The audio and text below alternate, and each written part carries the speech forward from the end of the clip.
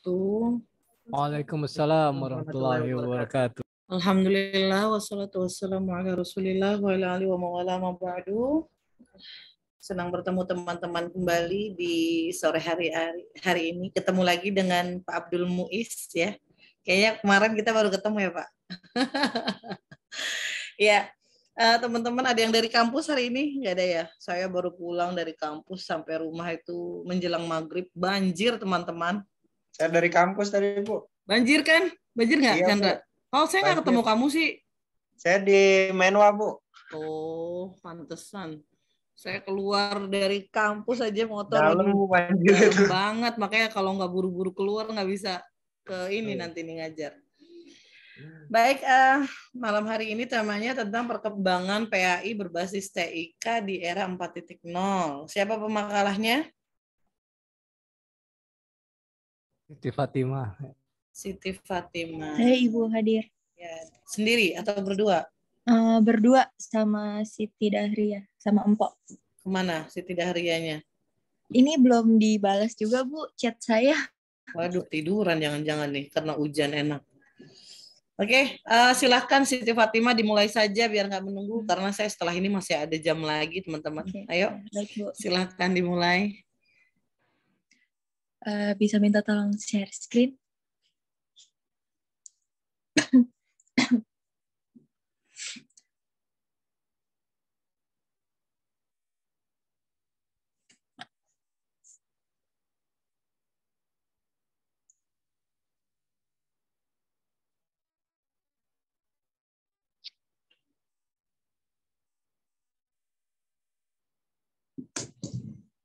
Ada yang bisa bantu ditolong? Maksudnya ada yang bisa bantuin? Saya juga lagi buka, nggak bisa ini. Masih lama banget. Ya, teman-teman yang lain. Minjem HP dong.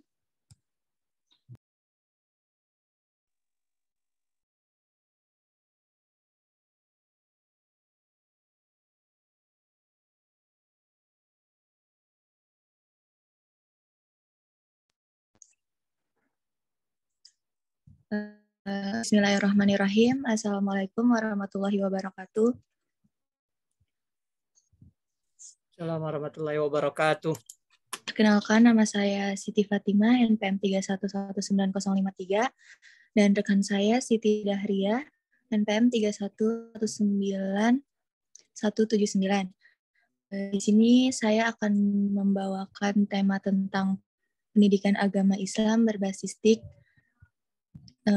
Materinya tentang perkembangan TIK di era 4.0.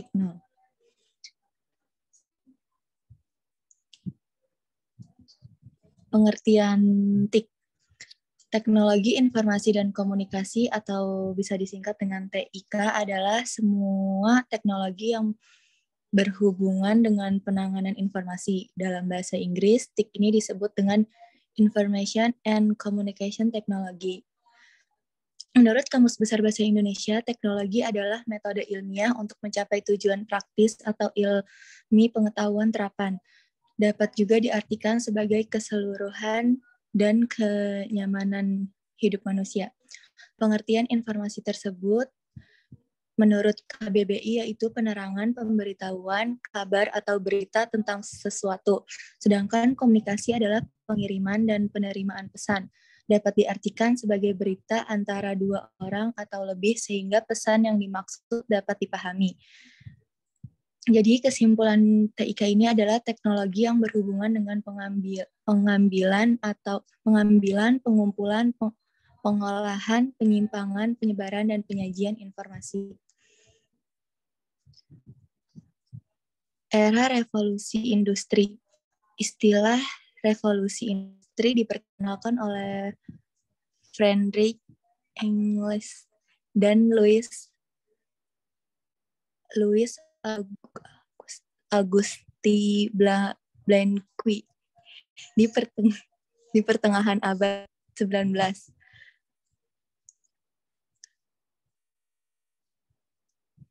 Pada fase 1.0, pertemuan mesin yang menitik beratkan pada mekanisme produksi.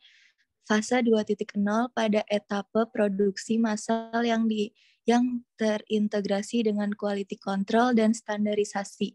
Fase 3.0 keseragaman massal yang bertumpu pada integrasi komputerisasi.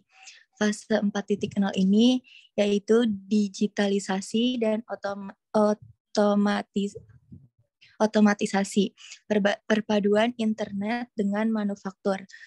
Sehingga menurut kualitas SDM yang menguasai ilmu pengetahuan dan juga dapat memecahkan masalah dalam kehidupan masyarakat. Generasi di era milenial merupakan generasi internet yang berinteraksi lebih dinamis dan memiliki ruang lingkup keterhubungan tanpa batas. Mereka setiap hari hidup dan bertumbuh dengan dunia digital. Sangat akrab dengan teknologi modern seperti tablet, gadget, portable, komputer, dan sistem operasi Android iOS sebagai samudra informasi yang dapat diakses kapan saja dan di mana saja. Diharapkan siswa lebih termotivasi berpikir dinamis, kreatif, inovatif, dan pembelajaran menjadi lebih menyenangkan. Pembelajaran dengan teknologi internet menjadikan peserta didik lebih aktif. Peserta didik dapat berinteraksi langsung dengan sesama pembelajar maupun dengan pakar-pakar di bidangnya. Menurut Tilar, proses pembelajaran tidak dibatasi oleh ruang kelas. Peran guru sebagai fasilitator sumber belajar bisa dari mana saja. Pembelajaran menjadi proses menganalisis informasi yang didapat.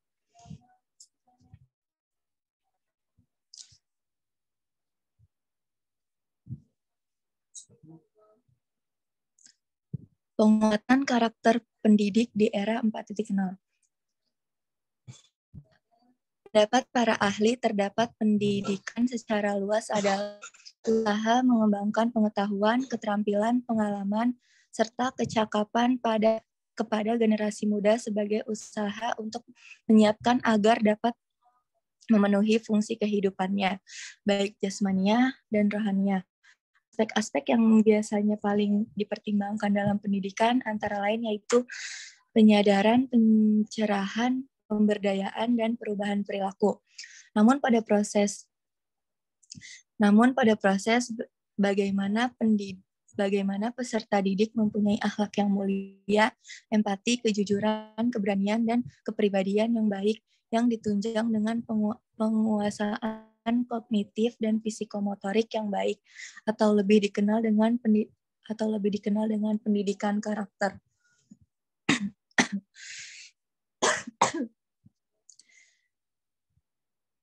Konsep praktek dalam pendidikan Islam di era 4.0 ini. Pendidikan Islam selama ini telah melakukan transformasi pada tataran paradigma, metode dan strategi pengembangan pendidikan agama Islam ini agar menjadi kekinian dan relevan sebagai situasi dan kondisi global. Berpegang pada prinsip al-hifzu ala qadimi as-solih wa al-ahzu ala zadidi al-aslah merupakan antara paradigma mantra paradigma berkemajuan, kontinuitas, keterbukaan dengan inovasi untuk melakukan transformer of knowledge dan teknologi yang maslahat bagi pengembang pendidikan Islam.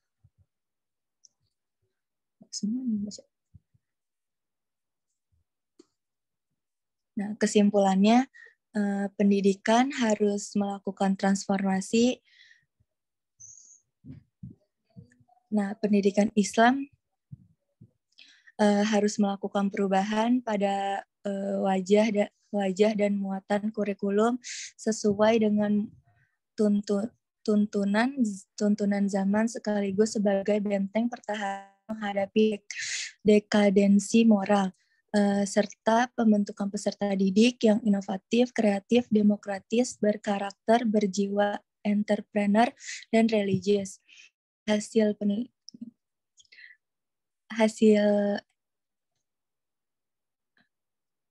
Ini merupakan kajian awal tentang landasan teori dan praktik dalam pendidikan Islam dalam menghadapi era 4.0, sehingga diperlukan adanya tindak lanjut yang lebih mendalam dalam membahas landasan teori dan praktik dalam pendidikan Islam di era 4.0 ini.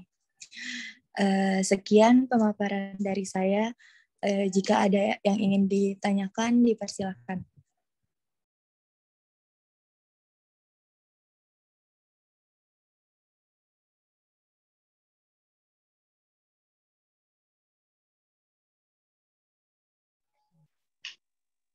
Izin, saya boleh bertanya?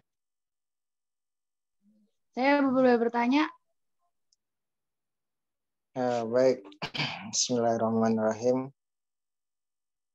Terkait dengan TIK, kira-kira untuk saat ini seperti apa contohnya gitu di lingkungan sekolah itu terkait pembelajaran agamanya gitu, menggunakan TIK seperti apa contohnya gitu.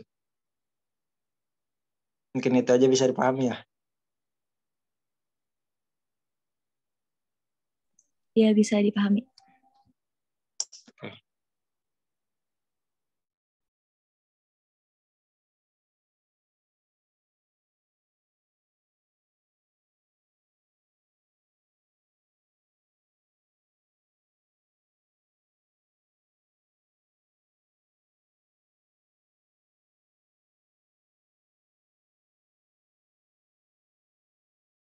Silakan Putri Novianti, tadi mau bertanya. Ya sinyalnya ya. Assalamualaikum. Iya, Saya boleh Waalaikumsalam bertanya, warahmatullah. Mas Silakan, Fala. silakan. Terima kasih. Ya, tentang pembelajaran itu kan tentu ada persiapan kegiatan belajar mengajar, juga evaluasi ya. Yang saya ingin tanyakan itu lebih ke penilaian hasil belajar atau evaluasi. Jika seorang guru menggunakan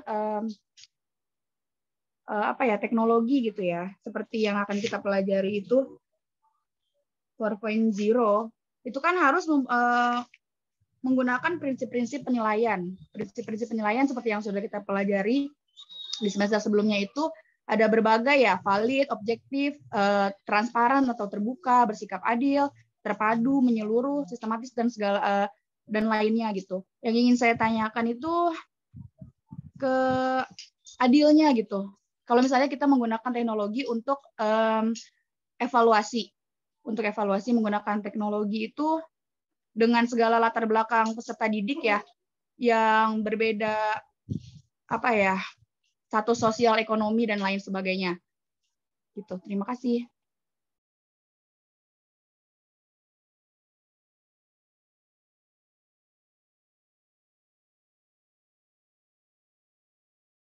Gimana Siti Fatimah? Poin dari kedua pertanyaan sudah dicatat ya? Kiranya, nah di sini sudah ada. Kalau dari yang tadi, pertanyaan yang kedua dari Wati, itu kurang paham sama pertanyaan, maksudnya gimana ya? Boleh diulang? Pada intinya, apakah perkembangan itu sudah mencangkup prinsip-prinsip yang tadi itu? Kalaupun belum, lalu apa yang harus guru lakukan untuk supaya menjadi relevan gitu antara perkembangan TIK dengan prinsip-prinsip evaluasi belajar gitu. Terima kasih. Oh iya, ya, makasih Kak.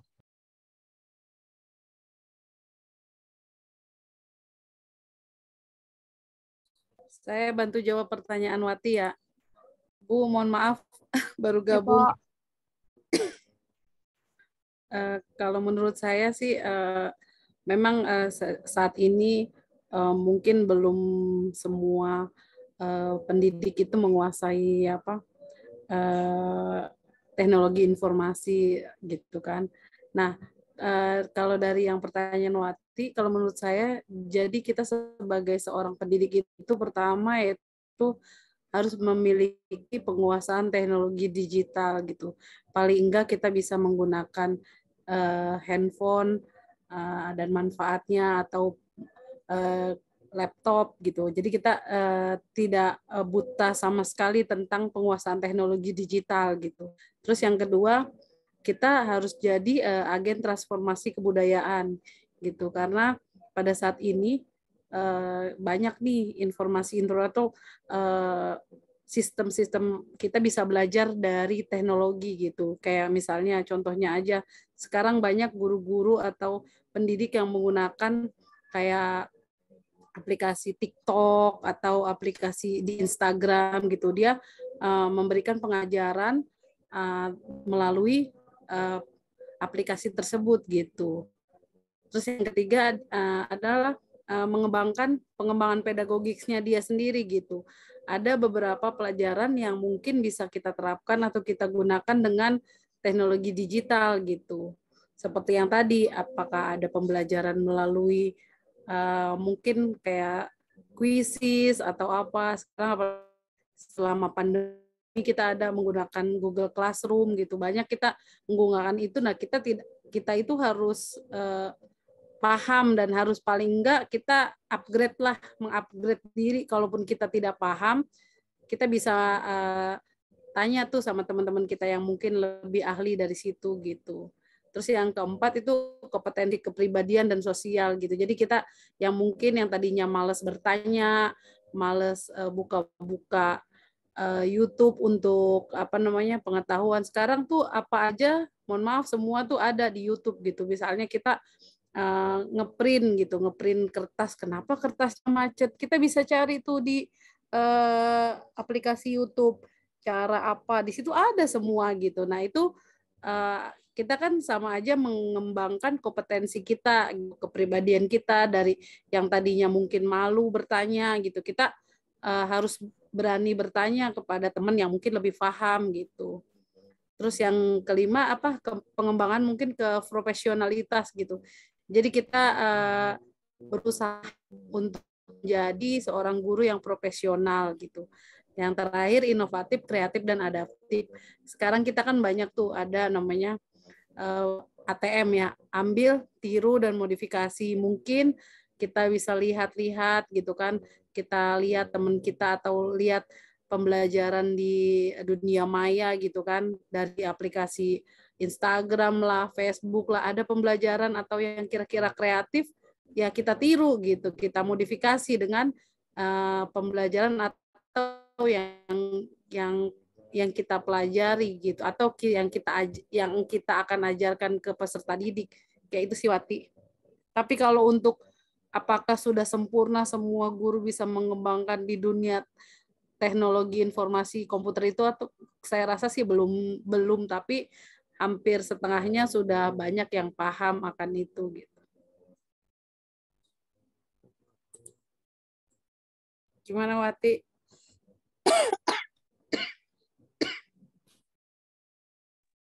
Silakan, kiranya ada yang mau melengkapi dari kedua pertanyaan Chandra maupun dari pertanyaan Chandra dan pertanyaan si Putri Novianti. Ditanggapi boleh Putri, gimana?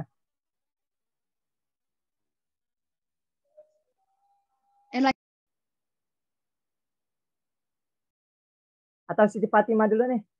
Siti Fatimanya mana ya tadi?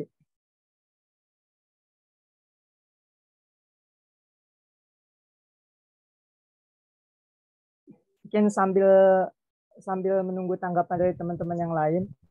Tadi kaitannya, ya, mungkin saya mau sharing, boleh ya, Putri? Iya Pak, jangan lama-lama. Siap. Suara saya kedengeran? Dengeran, Man, jelas. Ya. Nah, di sini patah-patah nih video-videonya, atau sinyal saya kan. Tadi kaitannya dengan pembelajaran, ya. Terus tadi disampaikan perencanaan, pelaksanaan, dan evaluasi. Ya. Itu kan termasuk standar proses. Terus tadi ditekankan di bagian evaluasi. Jelas kaitannya dengan keteknologian pada saat ini, atau informasi yang ada pada saat ini, maka sebagai pendidik harus beradaptasi dan dinamis ya, terhadap perubahan yang terjadi. Maka harus kita integrasikan evaluasi ini atau penilaian ini dengan kaitannya dengan keteknologian. Dan ini sebenarnya mempermudah pendidik itu sendiri. Namun di sisi lain masih banyak anggapan bahwasanya sulit, susah. Nah, itu yang membatasi mereka untuk berkembang. Kalau yang saya amati seperti itu. Nah, adapun terkait tadi prinsip penilaian, apakah valid, ya, objektif, dan lain sebagainya. Kita sebagai pendidik pasti berupaya agar peserta didik ini bisa mengerjakannya dengan objektif, dengan adil. Ya. Namun, semua kan kayaknya suara saya putus-putus nih. Jelas Pak, jelas banget. Jelas ya. Saya tutup video dah. Masa ini apa video antum pada berhenti? Oh, itu apa antum teman? Iya, kayak sinyal saya nih. Ganti ini. Oke, ya. Enggak, di sini Cek. Oke. Jadi kaitannya tadi terkait prinsip penilaian bagaimana agar adil, objektif maupun valid. Pertama tentu banyak faktor ya. Apakah ini mereka melakukan penilaiannya ini apakah bisa di rumah? Kan tadi sudah dibilang tidak dibatasi dalam kelas, bisa di rumah dengan media handphone mereka atau mungkin bisa dikerjakan di sekolah saat pembelajaran berlangsung penilaiannya. Nah, adapun terkait objektifnya apakah ini valid? Nah, yang penting kita sudah memberikan arahan dan aturan kepada peserta didik terkait keharusan mereka mengerjakan sendiri. Namun nanti selebihnya kita karena keterbatasan sebagai makhluk Allah ya, maka kita lihat nahnu nanzuru bima zahir ya. Kita melihat apa yang tampak aja nanti dari hasil. Nah, kalau dalam Pak hasilnya gimana nih? Ini nggak valid, berbeda nih anak gitu. Kayaknya kok dia biasa aja tapi hasilnya bagus. Nah, kita kan sebagai pendidik sebenarnya dalam proses mengajar itu kita sebenarnya udah mengamati. Ya, pasti teman-teman yang PPL nih, kita semua yang PPL, kita udah amati nih tiap kelas. Udah tahu lah, karena sudah ada indikator-indikator si anak ini ya aktif, si anak ini bisa, ini mampu ketika mempresentasikan, bagus penguasaannya, pemahamannya juga baik. Nah, tapi adanya penilaian nanti di akhir, baik formatif ataupun sumatif yang pernah kita pelajari, itu sebenarnya betul mengukur, tapi pengukuran yang akan lebih valid memang ketika proses pengajaran berlangsung gitu. Jadi itu untuk memperkuat aja terhadap bahan yang kita gunakan atau yang kita sampaikan kepada peserta didik. Kayak gitu, Ibu Wati. Jadi kalau menurut saya prinsip-prinsipnya kita kaitannya yang tadi valid kah, objektif kah, atau adil kah? Bagaimana? Mungkin ada tanggapan?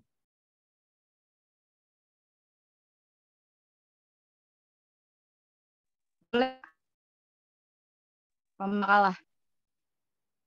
Kenapa? Maaf, suara putus. Halo? Ya, halo. Boleh apa? Pemakalah boleh nambahin. Boleh Wati nambahin. Boleh banget. Boleh. Chandra dulu deh. Udah lanjut aja biar nggak putus-putus. Oke, sip. Tadi kan jawabannya Empo sama Salman itu kan lebih ke ke gurunya ya. Kita kan sebagai guru yang kita rasain sekarang lagi PPL gitu. Anak-anak tuh bosen kan kalau misalnya cuman yang begini, yang cuman begini aja gitu. Pengennya yang lebih ke teknologi atau segala macamnya gitu. Jadi udah dijelasin ke Salman sama Empo itu kan lebih ke gurunya ya. Terus dari sudut pandang peserta didiknya itu, kita pengen ngasih tugas kuis atau yang lain sebagainya gitu. Kayak contohnya kan sekarang lagi ada mini karya gitu. Pengennya itu pakai PowerPoint contoh. Terus kan sebagian anak misalnya pada nggak bisa atau nggak punya laptopnya atau keterbatasan gitu. Itu gimana, Po? Sedangkan kan jadi akhirnya kita memberikan dua pilihan, boleh pakai PowerPoint ataupun boleh pakai apa namanya kertas karton gitu. Presentasinya tetap gitu. Terima kasih. Gini, kita kan balik lagi dari sudut pandang si peserta didik ya. Nah, jadi gini Wati, kalau untuk di Jakarta, mohon maaf, rata-rata peserta didik itu paling enggak mereka punya handphone, ya enggak sih? Mereka kan pasti punya handphone gitu. Nah, kalau sekarang itu ada aplikasi Canva, ada aplikasi-aplikasi dah. Terkadang mereka lebih pintar dari kita malahan gitu yang guru-guru. Oh, pakai aplikasi ini, Bu, pakai aplikasi ini gitu. Kadang-kadang justru mereka lebih pintar gitu. Jadi kalau menurut saya sih lebih ke kita pendidik itu tidak memaksakan gitu. Wajib pakai PowerPoint ya atau wajib pakai ini ya, tidak, tapi kamu punyanya apa? Jadi kita tawarkan lagi ke peserta didik gitu. Kamu kan punya handphone, apa aplikasi apa yang kamu bisa gitu kan. Nah, sekarang kan yang paling mudah itu kayak Canva itu kan rata-rata anak-anak tuh punya gitu kan. Boleh pakai berbentuk video gitu, kayak sekarang kan ada tuh kalau pembelajar kurikulum mereka kan harus P5 ya, unjuk kreasi gitu kan. Nah, mereka bisa menggunakan jadi mereka bisa menggunakan video atau mereka merekam videonya diedit. Justru mereka lebih pintar kalau menurut saya sih. Jadi kita sebagai pendidik itu tidak boleh memaksakan kamu harus pakai ini ya, harus pakai ini. Jadi kita tawarkan dulu, dan kita tawarkan bukan berarti kita lihat lagi gitu posisinya si anak ini punya apa nih gitu, punya aplikasi atau ada media apa yang bisa digunakan gitu. Kita jangan memaksakan harus pakai ini gitu. Kalau menurut saya sih kita itu lebih merasakan atau apa yang mereka alami gitu. Kira-kira di handphone kamu adanya apa nih gitu. Saya adanya ini Bu gitu kan. Aplikasi Canva, boleh silakan pakai Canva. Jadi silakan sekreatif mungkin gitu kan. Kalian bisa menggunakan aplikasi digital dan silakan gitu. Tapi dengan batasan-batasan tertentu gitu. Gitu sih. Jadi lebih ke tawarkan apa yang mereka punya aplikasinya gitu. Itu aja sih. Tapi kalau saya rasa seluruh anak di Jakarta itu alhamdulillah sih rata-rata handphone punya. Soalnya sekarang kita itu kan pakai ujian aja ANBK ya. Jadi berbasis benar-benar komputer dan digital gitu. Jadi pakai handphone, sudah diwajibkan dan sudah disosialisasikan hampir 2 tahun, sekitaran 2 tahun. Jadi kayaknya beda lagi kalau mungkin di daerah gitu. Itu kan beda lagi gitu ya. Gitu sih Wati, lebih ke arah ke situ gitu. Kita tawarkan ke mereka, mereka maunya pakai aplikasi dan mereka punyanya aplikasi apa yang ada gitu. Oke, makasih tanggap. Masih ada yang ingin ditanyakan? Silakan, tadi pertanyaan Chandra kayaknya belum terjawab. Siti Fatimah, apakah masih ada? Apa Chan? Tanyanya Chan. Gantian kali Siti Fatimah, Siti Daria. Baik, tadi ini terkait TIK dengan pembelajaran agama itu seperti apa sih contohnya di dalam kelas itu gitu. Pembelajaran agama yang menggunakan TIK itu gitu, dalam kelas. Atau dalam kegiatan pembelajaran di kelas saat ini seperti apa?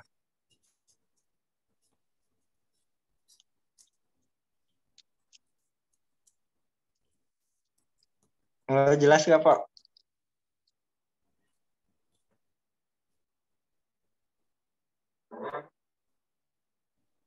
Tes jelas ya? Ya jelas Chan. Jelas Chan. Suaranya bagus. Oh, keren.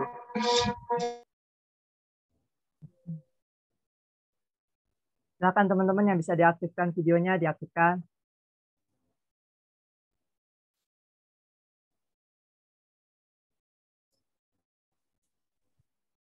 Kalau ada pertanyaan lain? Ya, satu dulu ya, nih kita selesaikan dulu. Ayo, Ibu Syakira.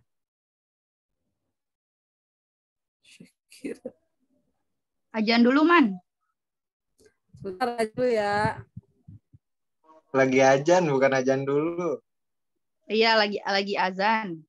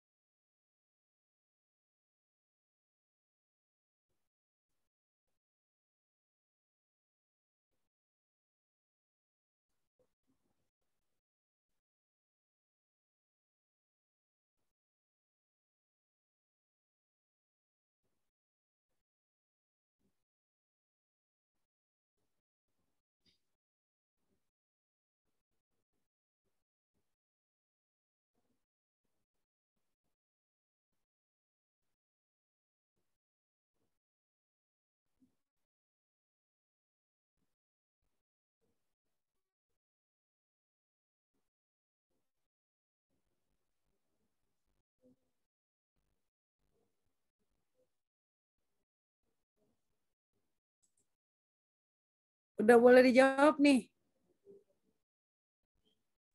Boleh, Pak. Oke. Banyak ya, Chan, pendidikan agama Islam. Saya rasa hampir sama sebenarnya dengan pembelajaran selain agama Islam, bisa dengan bahasa, matematika, gitu kan ya. Contohnya salah satu adalah e-learning. Nah, e-learning sekarang itu pada saat selama pandemi kita banyak itu menggunakan e-learning. Nah, penggunaan e-learning itu kita mengupload soal atau pelajaran di e-learning. Nah, itu kan salah satu teknologi gitu kan. Maksudnya salah satu dalam TIK gitu. Terus yang kedua ya itu menggunakan Google Form atau Quizzes ya. Itu kan salah satunya pembelajaran, nggak hanya pembelajaran itu aja gitu, maksudnya nggak pembelajaran umum aja, tapi pembelajaran agama Islam juga bisa di situ. Yang ketiga ada tentang audio visual gitu.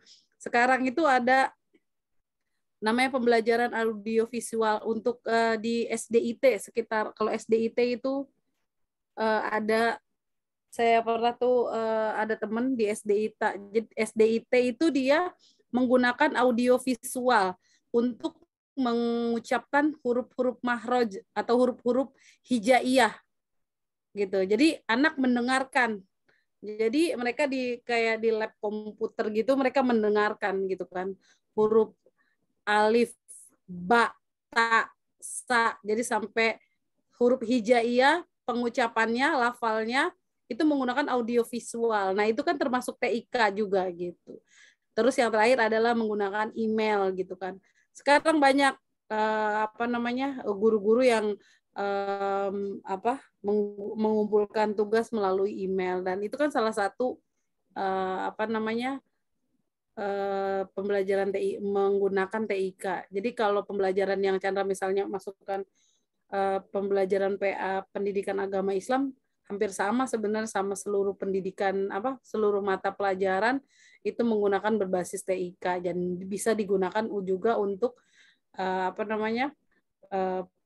pembelajaran agama Islam ya, salah satunya itu. Tapi mungkin yang lebih membedakan mungkin kayak audio visualnya itu kan, mengirimkan menggunakan audio pembelajaran menggunakan audio visual. Nah, termasuk PPT juga sekarang kan udah ada gitu. PPT yang bisa menggunakan pembelajaran menggunakan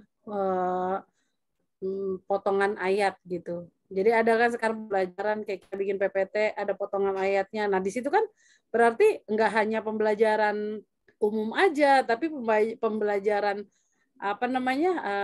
agama juga bisa menggunakan PPT. Seperti itu Chandra. Banyak sih penggunanya sebenarnya. Cuman mungkin salah satunya itu dari audio visual. Kalau yang lebih kena mungkin audio visual. Jadi kita pengucapan pelafalan huruf mahrojnya, terus panjang pendeknya bacaan gitu kan. Nah itu, atau mungkin azannya yang benar seperti apa gitu. Itu sih Chan, lebih ke situ sebenarnya yang banyak digunakan gitu. Oke, baik. Tapi terkait penggunaan TIK tersebut, apakah lebih efektif gitu maksudnya dari pembelajaran yang biasa terhadap pemahaman siswa itu terkait pembelajaran agamanya gitu? Gimana? Kalau masalah dibilang efektif nggak efektifnya itu tergantung ya, tergantung. Pertama kita lihat lagi dari segi si peserta didik dan pendidiknya gitu. Tapi kalau yang Chandra bilang tadi apakah efektif, yang tadi saya contohkan kan tentang audiovisual. Kalau menurut saya lebih efektif karena satu orang mendengarkan satu. Jadi dia menggunakan pendengaran dan dia lebih konsentrasi gitu. Contohnya audiovisual. Coba kalau misalnya kita belajar di depan gitu kan. Ayo, huruf hijaiyah, alif, ba, ta gitu kan. Itu terlalu banyak suara gitu. Mungkin kan tidak efektif. Tapi pada saat mereka menggunakan teknologi audiovisual, mereka dengan masing-masing sendiri-sendiri gitu kan, mendengarkan gurunya mengucapkan lafaznya gitu kan. Nah, itu kan lebih konsentrasi mereka dan lebih masuk kalau menurut saya sih gitu. Atau ada yang mau menambahkan? Oke, terima kasih. Izin sharing. Tadi kaitannya terkait keteknologian. Jadi untuk saat ini, Chan, kalau tadi media-media banyak ya yang disampaikan sama Zaria, PPT, mungkin bisa juga menggunakan video-video pembelajaran, YouTube, bahkan saat ini ramai dibuat dalam bentuk modul, ya modul ajar. Jadi sudah rapi tuh sistematis dari video pertama sampai video akhir, bahkan sampai latihan-latihannya. Nah, adapun kaitannya dengan informasi aja buat teman-teman. Jadi untuk di bawah Kemendikbud maupun Diknas, bahkan mereka ini saling berkompetisi untuk menciptakan sebuah media belajar yang nantinya bisa diterapkan oleh guru-guru. Nah, ini salah satu, mungkin saya mau sedikit sharing aja sebentar biar teman-teman ada gambaran. Nah, ini salah satu aplikasi atau media yang kelihatan nggak ya? Belum ya? Belum. Nah, dari ini dibawa Kemenak ya, karena modul belajar ya. Nah, ini seperti yang tadi sampaikan Mampo, e-learning namanya. Nah, ini di bawah Kemenak. Nah, kalau untuk Kemendikbud ada nggak? Kemendikbud juga ada, mereka juga punya masing-masing, ruangan kelasnya juga punya, bahkan bahan ajar, sampai evaluasi, penilaian, itu semuanya lengkap dan rapih gitu. Dan nilainya pun bisa dilihat sama anaknya langsung. Iya, betul. Enaknya seperti itu. Bahkan ya, orang tua kita langsung bisa mendiagnosa atau mengukur gitu ya. Karena hasil, bahkan setelah itu indikator-indikator butir soalnya itu sudah tercantum. Jadi kita sudah bisa mengamati kira-kira soal nomor berapa sih nih yang anak-anak ini belum paham. Oh, kemudian nanti ketika proses pembelajaran ke depan bisa lebih ditekankan di bagian itu. Jadi kalau menurut saya lebih efisien, tadi efektif nggak? Kalau menurut saya efektif. Ya, tapi semuanya relatif. Tergantung lagi kepada peserta didik.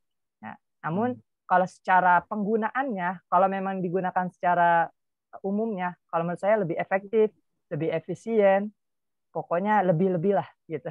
Yang penting kita mau adaptasi. Makasih. Oke, syukron. Terima kasih. Selamat.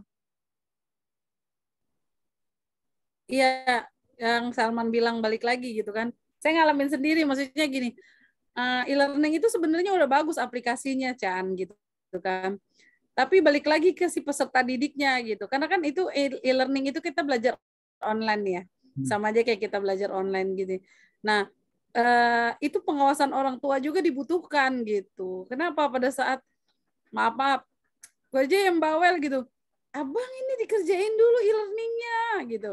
Harus dibuka jam sekian. Jadi kalau tes pun bisa diwaktuin, Chan. Jadi misalnya pada saat tes waktunya misalnya dia 120 menit atau 60 menit gitu. Jadi anak itu benar-benar efisien mengerjakan itu gitu. Nah, tapi kalau bilang efisien sebenarnya efisien, tapi balik lagi ke peserta didiknya gitu. Namanya online kan kita nggak bisa ngelihat nih anak ini sungguh-sungguh apa enggaknya gitu sih. Lebih ke pengawasannya lagi sih. Maaf Empok, mungkin saya sedikit sangka ya. Mungkin kalau dari pernyataan Empok nih lebih kepada anak di rumah gitu ya. Iya. Ya. Kalau menurut saya ini juga bisa digunakan ketika di sekolah gitu. Anak-anak diminta untuk membawa gawai, kemudian di situ bisa anak-anak materi dari situ atau mungkin pelatihan-latihannya dari situ. Jadi tidak hanya dibatasi di rumah, tapi di sekolah juga bisa. Apalagi kalau sekolahnya itu fleksibel. Fleksibel di sini ketika kita memerlukan anak untuk membawa HP, tapi tetap dengan keamanan di awal, ya ketika guru di jam pelajarannya baru digunakan, nah itu akan lebih leluasa lagi gitu. Karena masih ada beberapa sekolah, kadang mungkin teman-teman juga di tempat PPL-nya atau lain-lain, ada yang mungkin statis nih, anak-anak di bawah HP nggak boleh gitu. Nah, ada biasa seperti itu. Namun di sisi lain, sebenarnya manfaatnya juga banyak. Yang penting kontrolnya dari pendidik itu sendiri atau sekolah. Gitu ya, kok. Iya, itu kan kemarin maksudnya pengalaman pada saat mengerjakan e-learning pas online selama pandemi, Man. Sebenarnya dari Kemenak itu e-learning udah dari pada saat pertama pandemi itu e-learning sudah Kemenak itu sudah mengeluarkan e-learning itu gitu. Nah, itu kan selama 2 tahun belajar e-learning itu karena si Abang belajar e-learning itu makanya tahu Kemenak tuh ada e-learningnya, ada ruang belajarnya, ada semuanya gitu. Nah, itu paham e-learningnya tuh sebenarnya lebih ke situ gitu. Cuman kan kalau misalnya e-learning sekarang pada saat kita offline terus e-learning bisa digunakan lah lebih bagus lagi. Berarti kan controllingnya dari guru bisa gitu. Oke, baik. Tadi sudah 2 pertanyaan. Kayaknya cukup ya. Nanti kita atau mungkin ada tambahan dari pemakala dulu atau mungkin ke dosen pengampu.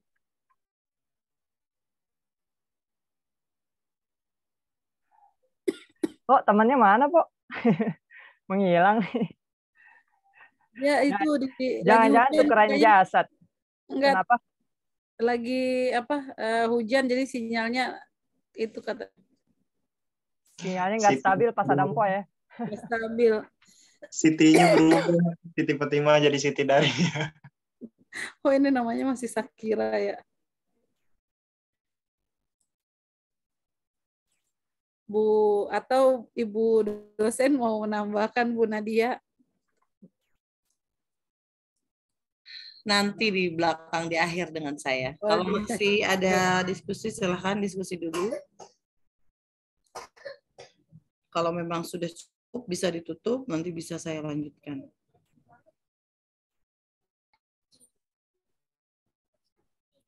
Silakan, ada tambahan atau tidak dari teman-teman? Ada yang teman-teman masih ada yang mau bertanya? Atau ada yang mau menambahkan?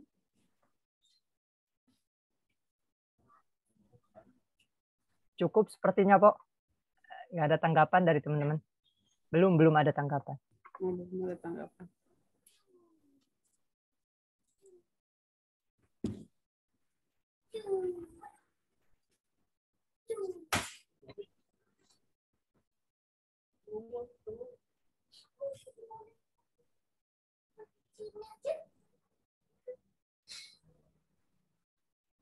Baik, kalau misalnya tidak ada lagi tanggapan, presentasi ini saya cukupkan dengan kesimpulan. Pertama adalah pendidikan harus melakukan transformasi. Para pendidik Islam harus melakukan perubahan dalam wajah dan muatan kurikulum sesuai dengan tuntutan zaman, sekaligus sebagai benteng pertahanan menghadapi dekadensi moral, perubahan konten akhlak, pendidikan karakter, dengan keunggulan daya saing kognitif, efektif, dan psikomotorik dan spiritual.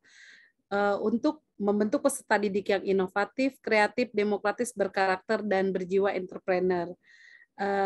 Selanjutnya, transformasi pendidikan Islam, perbaikan aturan-aturan yang berlaku. Kedua, pendidikan berorientasi kebutuhan masa depan. Ketiga, peninjauan dan perbaikan kurikulum. Keempat, peningkatan mutu manajemen madrasah. Kelima, peningkatan kapasitas dan kapabilitas kepemimpinan madrasah. Keenam adalah peningkatan kompetensi guru. Ketujuh, keterlibatan masyarakat dan dalam pengembangan madrasah. Delapan, digitalisasi pelayanan akademik, administrasi, dan pembelajaran. Saya cukupkan sekian. Billahi taufik wal hidayah. Wassalamualaikum warahmatullahi wabarakatuh. Waalaikumsalam warahmatullahi wabarakatuh.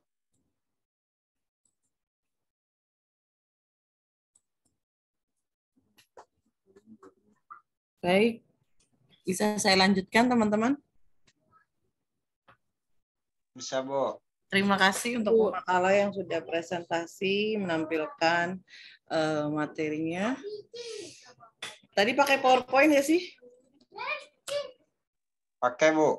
Pakai PowerPoint ya. Ada kaitannya dengan PAI di era 4.0 saat ini?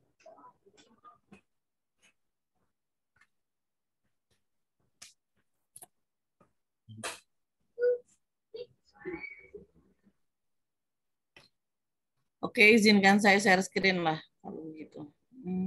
Mana tadi ya? Terlihat teman-teman?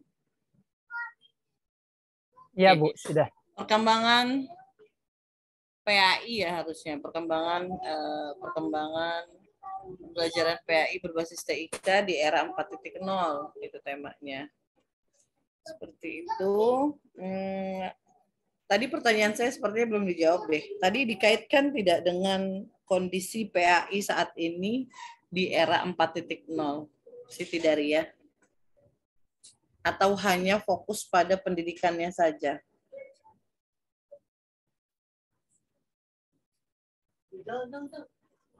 Kalau tadi yang presentasi, mohon izin Ibu, tadi yang presentasi lebih mendominasi di Siti Fatimah. Gitu. Yang bersangkutan sudah bergabung. Cuman kalau yang tadi saya simak sih lebih kepada terkait teori-teori teknologi aja, Bu, belum. Iya. Makanya itu yang menjadi PR kita teman-teman ya, karena kita kan pertama memang kita di sini Fakultas Agama Islam ya. Pastinya jurusan pendidikan agama Islam. Jadi mau saya bagaimana pembelajaran ini yang dikatakan pembatik ini, pembelajaran PAI berbasis TIK ini, saya maunya setiap materi, setiap tema dikaitkan dengan PAI. Ya, dalam arti seperti contoh saat ini nih, perkembangan PAI berbasis TIK di era 4.0. Bagaimana guru-guru PAI di era 4.0 saat ini? Bagaimana kondisi bukan hanya guru, tapi bagaimana pembelajaran PAI di sekolah-sekolah di era 4.0 saat ini?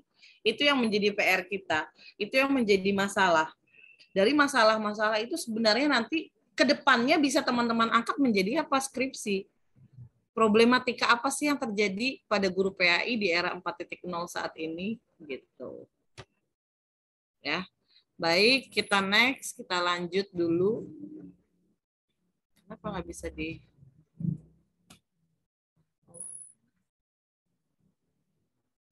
Oke. Apa itu era 4.0 ya? Kayaknya teman-teman juga pasti sudah tahu ya, era 4.0 itu lebih kepada digitalisasi, ya, lebih mengembangkan digital, merupakan upaya transformasi menuju perbaikan dengan mengintegrasikan dunia offline menuju online.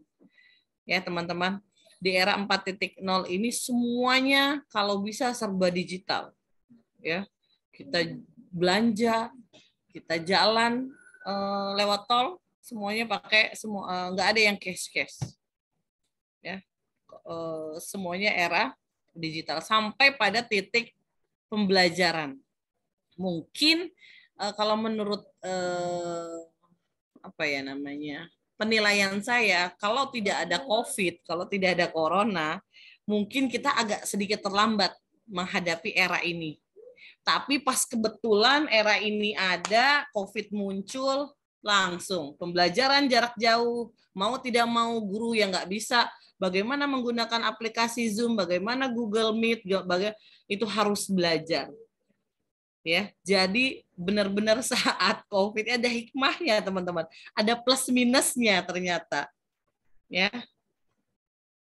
Gitu. Jadi memang adanya transformasi menuju perbaikan dengan mengintegrasikan dunia offline yang tadinya serba manual menuju online sampai pada titik pembelajaran di sekolah. Ditambah lagi adanya virus COVID-19 yang semakin kita harus mengembangkan bagaimana pembelajaran di sekolah agar tetap berjalan dengan baik dan benar. Seperti itu. Agak sulit loh teman-teman. Kalau pelajaran mungkin pembelajaran kayak English itu agak gampang kalau Zoom seperti ini ya. Tapi kalau PAI menurut saya itu agak susah, apalagi yang modelnya praktek. Ya, itu menjadi PR juga untuk guru-guru agama. Waktu pandemi kemarin, maksudnya ketika pembelajaran blended learning atau pembelajaran jarak jauh, bagaimana menilai sikap itu agak susah kalau dengan pembelajaran jarak jauh seperti ini. Itu yang menjadi PR sih. Tapi kalau cuma hanya kasih tugas, nah ini nih yang saya temui di lapangan seperti itu. Pembelajaran jarak jauh by WhatsApp, foto, selesai. Jadi memang nggak ada inovasi atau kreativitas yang dilakukan oleh guru untuk perbaikan daripada model pembelajaran. Seperti itu. Kemudian yang kedua menuju digitalisasi, perubahan menuju digitalisasi. Fokus kepada teknologi yang bersifat digital. Ya. Jadi memang kalau 4.0 bisa dikatakan sama dengan era digitalisasi. Seperti itu. Nah, ini perkembangan TIK pada pendidikan di era 4.0. Pada saat ini pendidikan di Indonesia telah sampai pada pendidikan di era transformasi, perubahan, ya.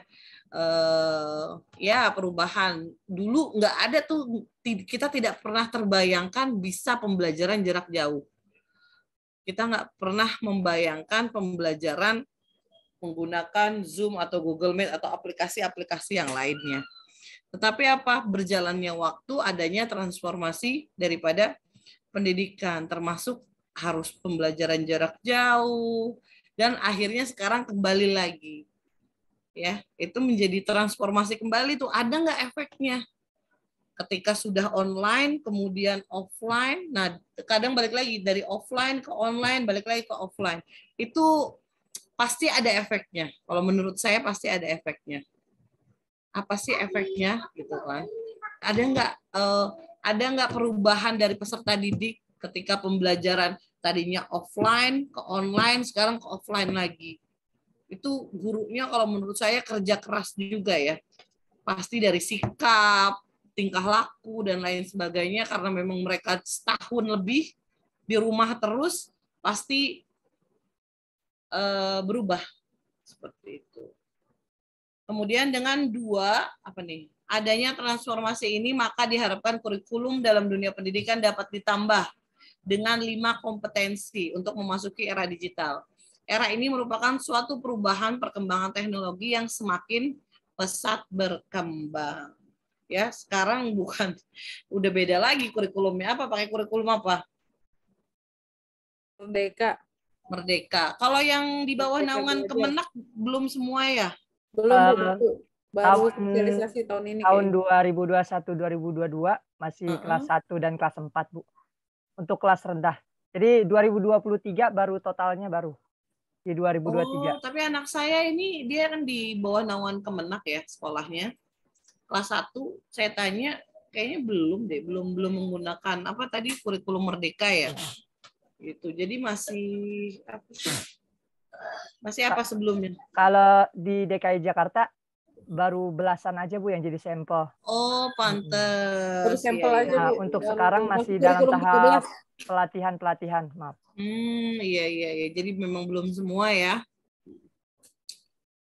Oke. Oke, kita next. Nah, ini teknologi di era digital. Yang pertama, transformasi perubahan. Yang kedua, internet, media online, dan efisiensi. Benar nggak sih? Efisien? Menurut teman-teman efisien nggak? Sangat, Bu. Sangat efisien, Bu, efisien. sebenarnya, Bu. Apalagi dengan kondisi kayak gini kan, kita bisa sambil ya sender-senderan. Nggak bahas kehujanan, sedikit. Bu, nggak kehujanan. Nah, benar kehujanan. Bisa di tempat Jadi, masing-masing, Bu. Benar, itu efisiensi waktu sekali teman-teman. Kebetulan saya kan lagi lanjut kuliah nih ya, Nah itu ada nilai positifnya juga, ada apa ya, ada kelebihannya juga dalam arti teman saya yang tinggalnya di Bogor, ada yang tinggalnya di Kampung Baduy, ya Kampung Baduy itu daerah mana tuh? Pandeglang ya, pokoknya daerah-daerah sana lah. Mereka alhamdulillah sekali dengan online ini gitu kan. Jadi setiap Sabtu walaupun dari pagi jam 8 sampai maghrib kuliahnya itu harus di depan laptop, mereka tidak masalah. Karena menurut mereka efisien daripada mereka harus datang ke kampus dari jauh-jauh gitu kan waktunya. Jadi ya alhamdulillah kemarin selama perkuliahan pada senang gitu kan, termasuk merupakan yang efisiensi waktu. Cuma kendalanya apa? Nah, ini ada kendala di sini. Adanya misalkan kayak jaringan, ya kan? Pasti. Ya kan? Jaringan. Terus apa lagi sih di teknologi media online? Sekarang media online luar biasa, teman-teman. Ya. Tiba-tiba dalam waktu 1 minggu kita bisa menjadi artis, gitu kan? Media-media saat ini tuh udah luar biasa. Luar biasa sekali, ya. Namun harusnya gitu kita sebagai pendidik bisa bukan malah kita stop tidak mempergunakan, salah. Kita harus mempergunakan agar apa? Konten-konten yang kurang bagus itu bisa tertutupi dengan konten-konten kita yang beredukasi. Harusnya seperti itu. Gitu. Ya. Dan kemudian informasi dan komunikasi. Sebentar, anak saya ada berisik.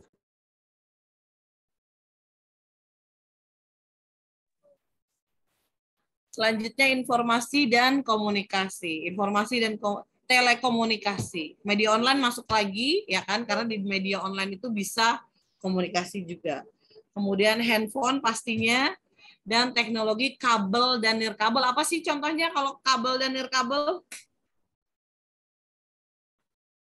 Komputer bukan sih, Bu? Ya, selain itu apa lagi?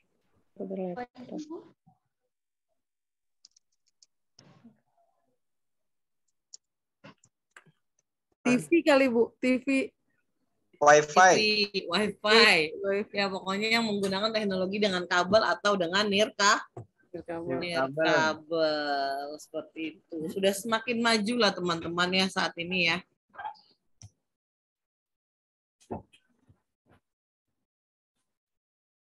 Mana lagi nih? TIK untuk pendidikan di era digital. Guru yang menjadi ujung tombak sebuah pendidikan harus mampu berkreasi dan berinovasi dengan media dan sumber belajar yang akan disampaikan agar siswa lebih antusias dalam mengikuti kegiatan pembelajaran. Ini yang menjadi pertanyaan saya, teman-teman. Guru. Ya, kita bahas tentang guru. Saya mau tahu, ya karena teman-teman sekarang lagi PPL, tanggapan dari teman-teman bagaimana kondisi guru-guru di sekolah teman-teman di era saat ini, di era 4.0. Apalagi bukan gurunya, bukan yang lain, tapi guru agama. Gimana? Ayo, siapa yang mau berpendapat? Chandra, kayaknya udah senyum-senyum aja, Chandra. Saya belum PPL, Bu. Kamu kemana belum PPL? Soalnya saya cuti semester 6, Bu. Jadi belum ngambil PPL 1, jadi belum bisa PPL 2, Bu. Oh, alah, gitu. Jadi PPL 1-nya tahun depan ya? Betul, Bu. Yang lain yang mau berpendapat?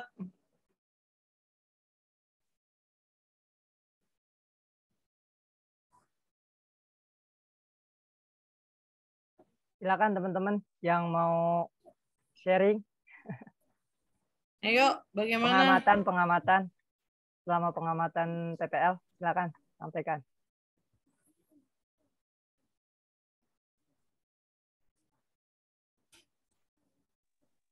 Wati gimana selama PPL, Wati?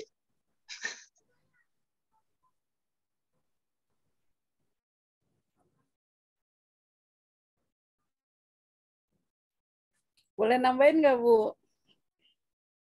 Boleh, silakan. Kalau yang saya ini ya Bu, ada di SMA tempat saya ini. Jadi gini Bu, ada dua nih gitu. Maksudnya kalau yang saya amati gitu kan. Jadi guru PAI-nya kebetulan kan ada dua gitu. Yang satu mungkin udah umur gitu kan, udah menjelang pensiun gitu ya. Nah, yang satu masih muda. Nah, saya lihat walaupun dia mungkin sudah berumur gitu kan, dia kadang suka ngeluh gitu sama saya gitu kan. Gimana ya Kak, sekarang kalau ini harus menggunakan komputer atau laptop atau ini gitu. Kadang dia suka, ya namanya udah tua gitu ya, jadi dia kurang paham gitu. Tapi yang saya salut dari dia, walaupun dia mengeluh dan dia merasa diri dia lemah di teknologi gitu, tapi dia mau belajar gitu. Jadi dia tuh tanya ke guru, yang ada yang satu lagi mungkin kebetulan cowok dan dia pinter IT-nya gitu kan. Nah, dia banyak belajar dari tentang IT, mungkin tentang aplikasi-aplikasi gitu kan. Nah, dia belajar dari situ gitu. Jadi kalau yang saya lihat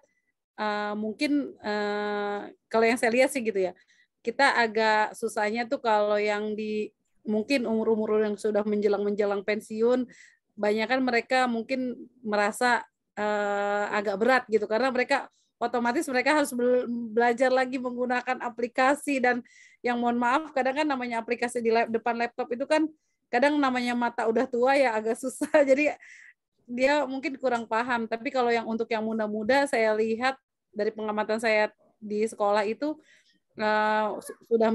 sudah bisa menggunakan itu gitu Bu. Banyak sudah menggunakan aplikasi, yang termasuk saya lihat tadi penilaian, misalnya dia tentang penilaian mengaji gitu kan, dia menggunakan audio visual, jadi benar-benar pengucapan, jadi dia bisa menilai dengan pengucapan lafalnya si peserta didik gitu sih Bu.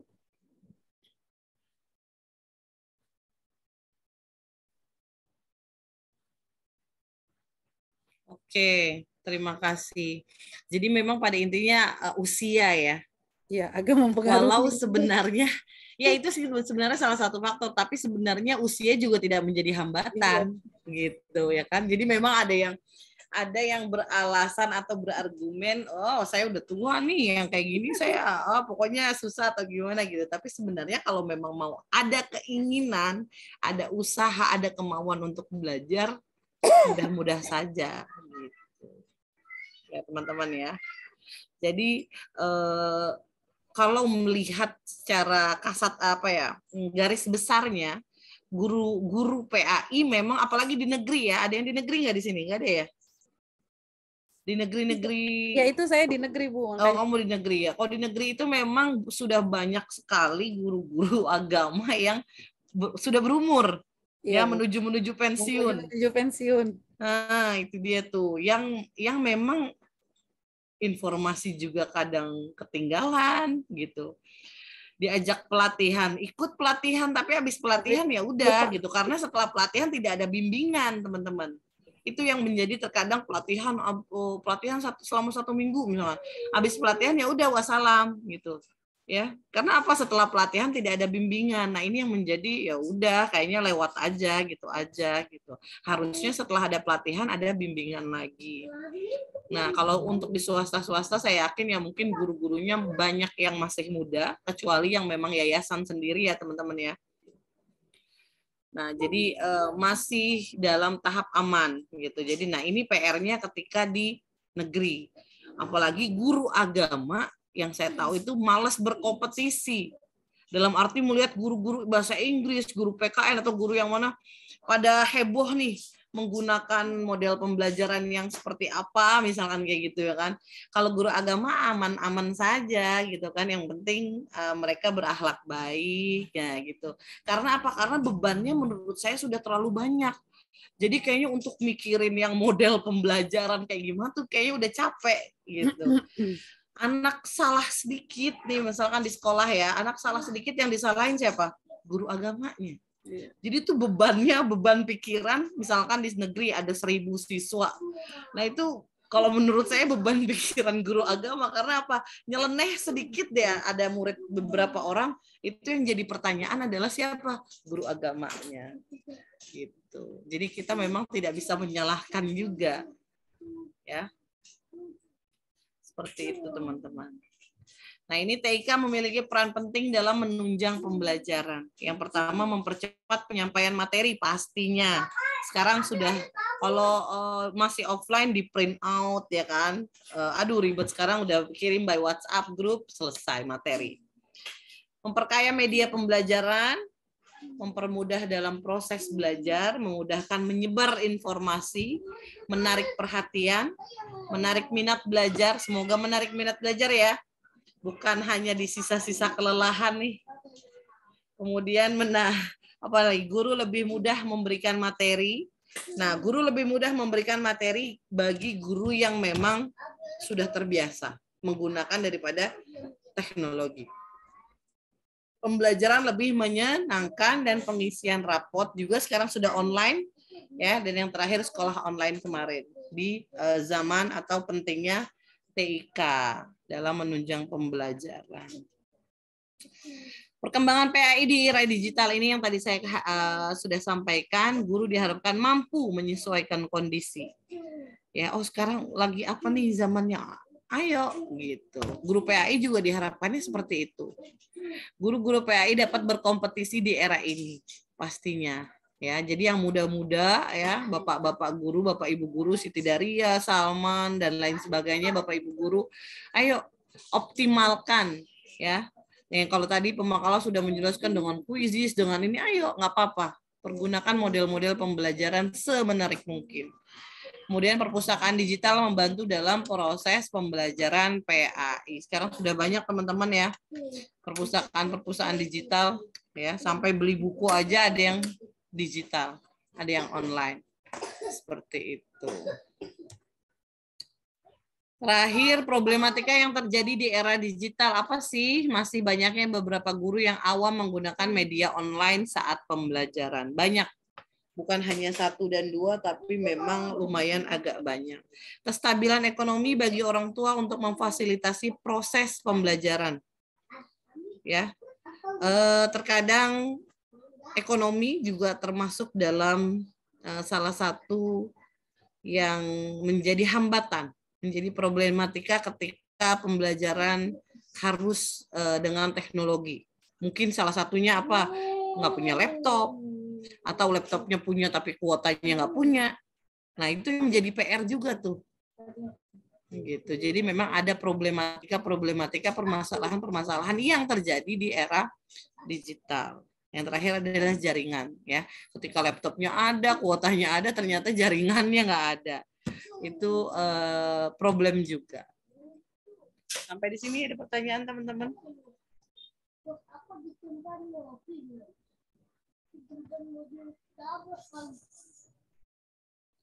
Terakhir adalah mengatasi problematika peningkatan kualitas SDM.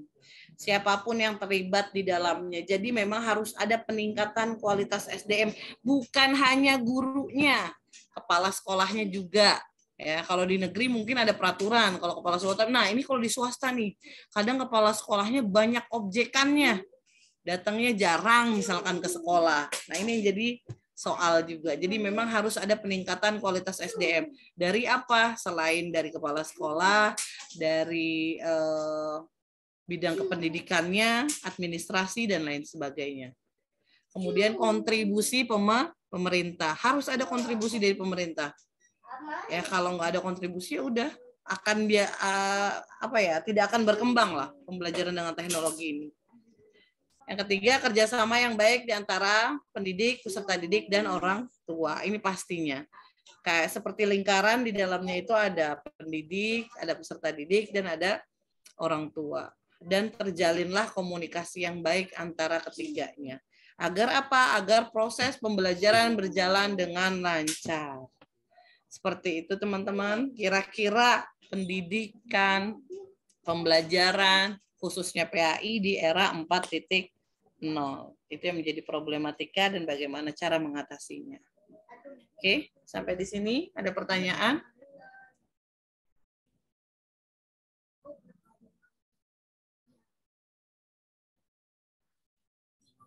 Ibu, mohon izin sambil menunggu pertanyaan dari teman-teman.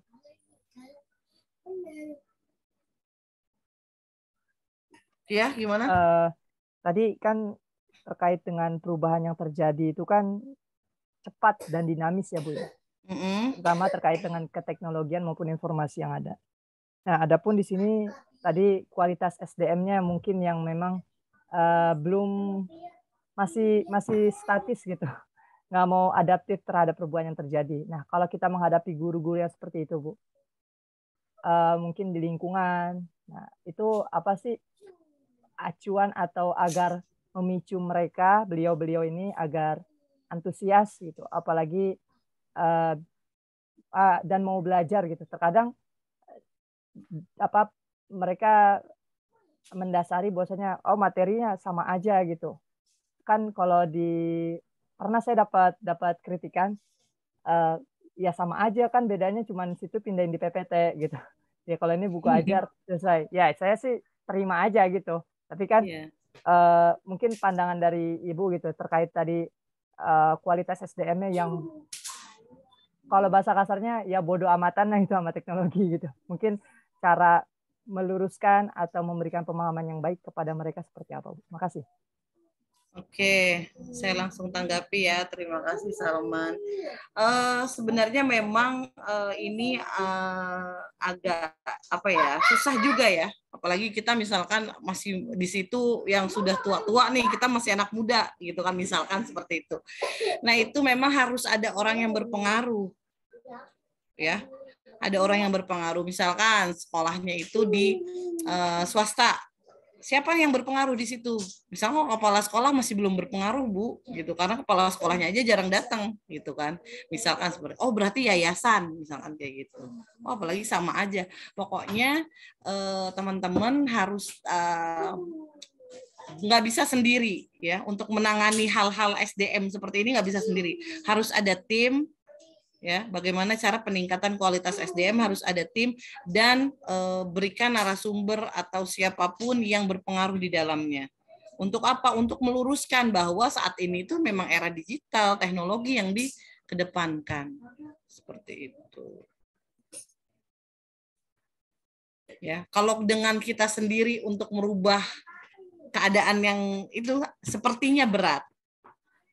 Gitu. Jadi memang harus ada teamwork misalkan yang mengatur atau siapa yang berpengaruh, nah untuk meluruskan daripada pemberitahuan atau informasi bahwa memang teknologi saat ini harus berkembang, kita harus mengikuti seperti itu. Ya Bu, makasih. Mungkin didoakan juga Bu ya. Ya siap pasti. Oke teman-teman. Saya rasa cukup ya, karena kelas sebelah udah sebentar lagi udah panggil saya nih. Jangan lupa resumenya, saya tunggu sampai besok jam 11 lah, paling telat 11 pagi ya. Izin Ibu, kalau dalam bentuk tulisan, tulis di buku itu? Boleh apapun ya, boleh tulisan, tulis di buku, ketikan atau apapun, pokoknya yang penting teman-teman kirim. Ya. Pemakalah enggak kan ya Bu? Ya, pemakalah dibebas tugaskan untuk tidak membuat, karena kan sudah bikin PPT, sudah bikin itu. Ya. Oke teman-teman, sampai ketemu minggu depan. Tetap jaga kesehatan. Mohon maaf jika banyak kekurangan. Akhirul kalam. Wassalamualaikum warahmatullahi wabarakatuh. Waalaikumsalam warahmatullahi wabarakatuh.